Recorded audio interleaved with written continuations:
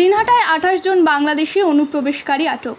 গতকাল গভীর রাতে দিনহাটা রেল স্টেশন সংলগ্ন এলাকা থেকে 28 জন বাংলাদেশি নাগরিককে আটক করেছে দিনহাটা থানার পুলিশ। গোপন সূত্রে পাওয়া খবরের ভিত্তিতে পুলিশের একটি টিম নাইট পেট্রোলিং চলাকালীন ওই এলাকায় অভিযান চালিয়ে তাদের গ্রেপ্তার করে। পুলিশ সূত্রে জানা গেছে, আটককৃতীদের মধ্যে 11 জন পুরুষ, 8 জন মহিলা এবং 9 জন শিশু রয়েছে। প্রাথমিক জিজ্ঞাসাবাদে তারা জানিয়েছে, কোচবিহার সীমান্ত অতিক্রম করে তারা অবৈধভাবে ভারত ভূখণ্ডে প্রবেশ করেছিল। তাদের সঙ্গে কোনো বৈধ নথিপত্র ছিল না।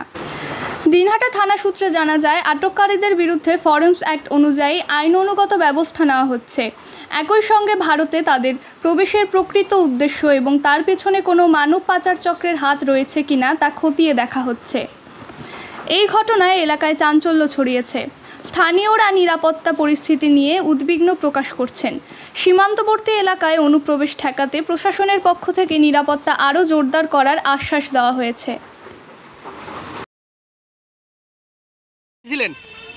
বাড়ি আপনাদের কোথায় ছিল?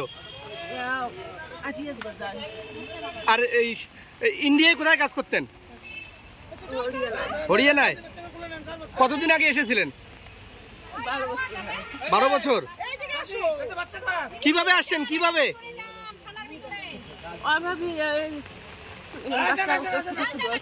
কালকে দিনাটায় কেন আসলেন? দিনাটায়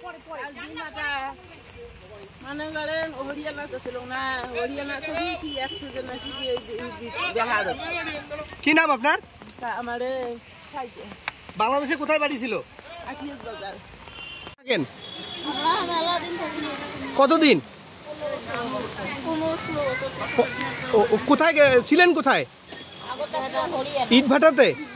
কি কাজ করতেন সেখানে? ইট বানাতেন। কালকে দিনাটায় কেন এলেন? বাংলাদেশ যাওয়ার জন্য। বাংলাদেশে কোথায় বাড়ি? হ্যাঁ, কিভাবে যেতেন বাংলাদেশ? হ্যাঁ, ছড়া দিয়ে। কি নাম আপনার? কতজন আছেন? বললাম কতদিন থেকে ইন্ডিয়ায় থাকেন আপনারা? 17-18 বছর থেকে ইন্ডিয়ায় থাকেন। কিভাবে এলেন? বাংলাদেশে কোথায় বাড়ি আপনাদের? কালকে দিনাটায় কেন এলেন? বাংলাদেশ যাওয়ার জন্য।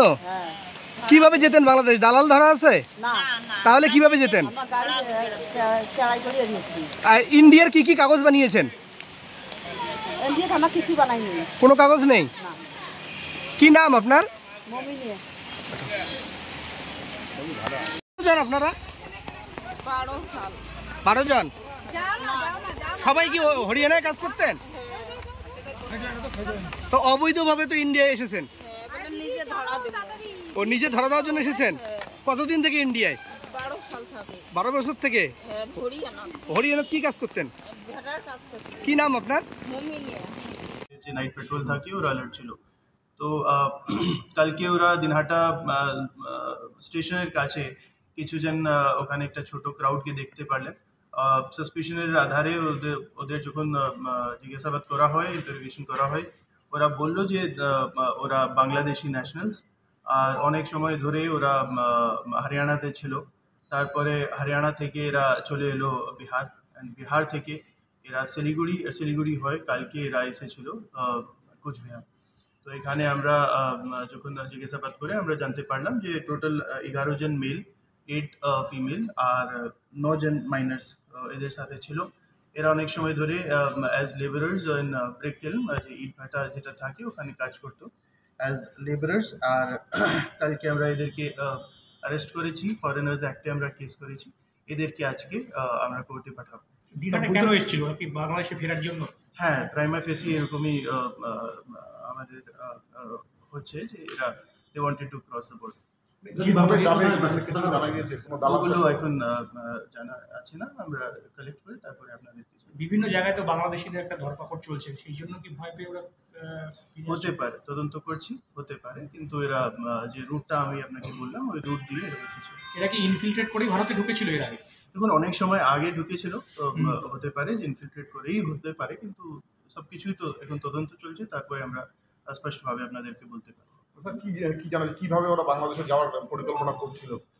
তো ওগুলো আমরা তদন্তের পরে আপনাকে বলতে পারবো। এখনই জাস্ট একটু আগেই রাত্রেই তো অ্যারেস্ট হয়েছে, আমরা তদন্ত করছি, তারপরে আপনাদেরকে ডিটেলস জানিয়ে দেব।